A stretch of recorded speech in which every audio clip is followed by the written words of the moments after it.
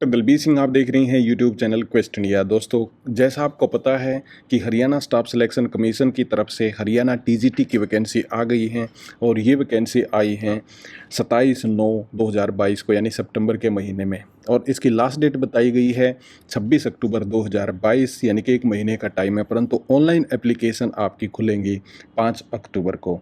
तो दोस्तों, यहाँ पे ये एडवर्टीजमेंट तो आ गई। इसके बारे में एक वीडियो में हमने कल भी बनाया था और वो आप ऊपर आई बटन में जाके उसको देख सकते हैं।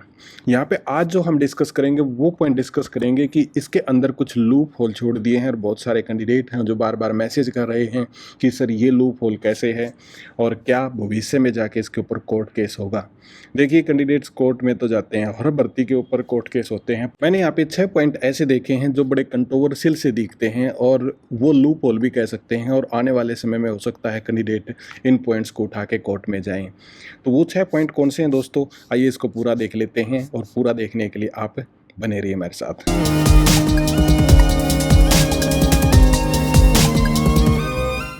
एक बार फिर से आपका स्वागत है दोस्तों। सबसे पहले पॉइंट की बात करते हैं और वो है आपका एचटेट से रिलेटेड। एचटेट और सीटेट को गवर्नमेंट ने एक नोटिफिकेशन के तहत इक्वल मान लिया था, परंतु बाद में इस नोटिफिकेशन को विड्रॉल कर लिया। और जब एचटेट 2022 की डेट आई हुई थी तो उस समय पे इसको विड्रॉल किया गया है। तो अब दोस्तों, कुछ कैंडिडेट ऐसे हैं जिन्होंने सीटेट को बराबर मान लिया था एचटेट के, इसलिए वो एचटेट में अपीयर नहीं हो पाए।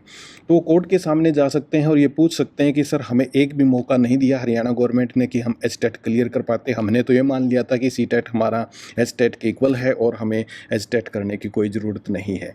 इस कारण से ये कंट्रोवर्शियल पॉइंट बनता है पहला।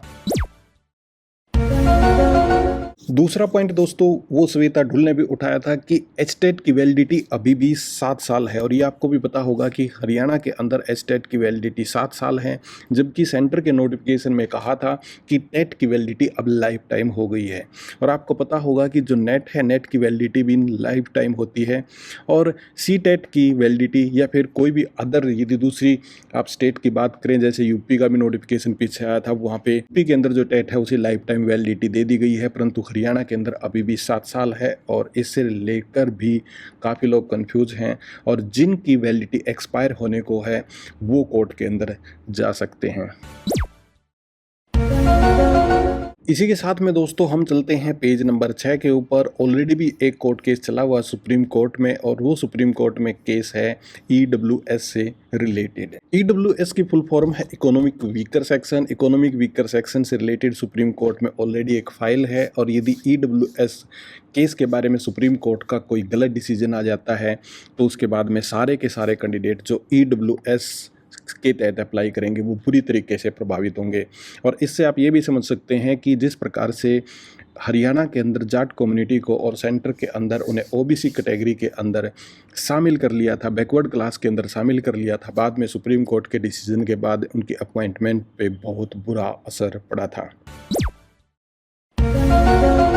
इसी के साथ में अगले पॉइंट पे यदि आप ध्यान दोगे तो टीजीटी इंग्लिश की जो क्वालिफिकेशन है और टीजीटी हिंदी की जो क्वालिफिकेशन है, दोनों के तहत बड़ा अंतर है।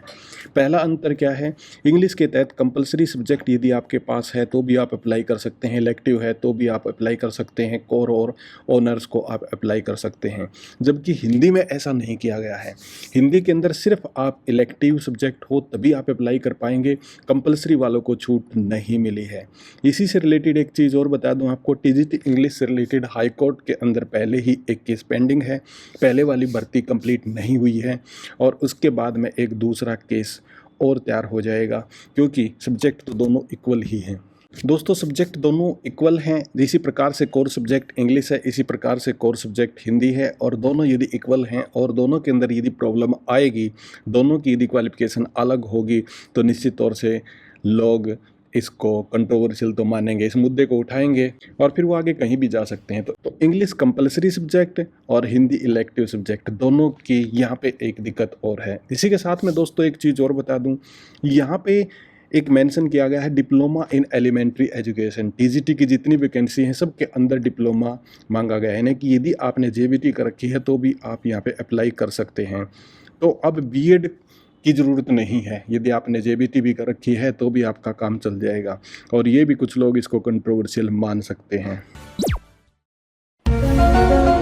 इसी के साथ दोस्तों एक बात और मैं आपको बताना चाहता हूँ कि यहाँ पे आप देखिए सोशल साइंस के तहत एक कंट्रोवर्शियल मुद्दा आया है, और वो कंट्रोवर्शियल क्या है कि यहाँ पे एटलीस्ट हिस्ट्री और ज्योग्राफी, मतलब तीनों साल आपके ग्रेजुएशन में एक सब्जेक्ट आपका होना चाहिए, या तो हिस्ट्री या फिर ज्योग्राफी। परंतु प्रॉब्लम पता है क्या है, ये 6 सब्जेक्ट दे रखे हैं कम्बिनेशन के लिए, और इन 6 सब्जेक्ट के कम्बिनेशन में यदि आपने कोई और दूसरा सब्जेक्ट बाई चांस ले रखा हो तो तब तो ये समस्या आ गई ना सबके सामने।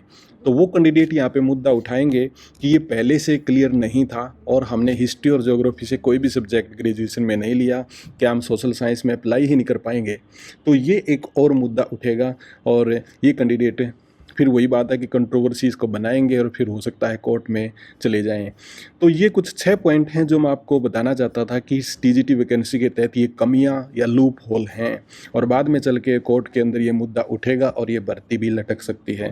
पहले ही टीजीटी की जो इंग्लिश की भर्ती है हाई कोर्ट के अंदर पेंडिंग है, उसका डिसीजन नहीं आया है, और उसके बाद में ऐसे मौके पे, क्योंकि नवंबर 2022 के अंदर एचटेट होना था, सीटेट के विड्रॉल के बाद एचटेट होने देते और उसके बाद में यदि इस एडवर्टीजमेंट को निकालते तो ज़्यादा रिलेवेंसी बनती थी, परंतु ऐसा नहीं हुआ, और ये एक बड़ा कंट्रोवर्सी का पॉइंट बनने जा रहा है। बाकी देखते हैं कि भविष्य में क्या होता है दोस्तों। इसी प्रकार से हमारे साथ बने रहिएगा। अगले वीडियो में फिर मिलता हूँ आपके सामने, तब तक दीजिएगा इजाज़त। बहुत बहुत आपका धन्यवाद।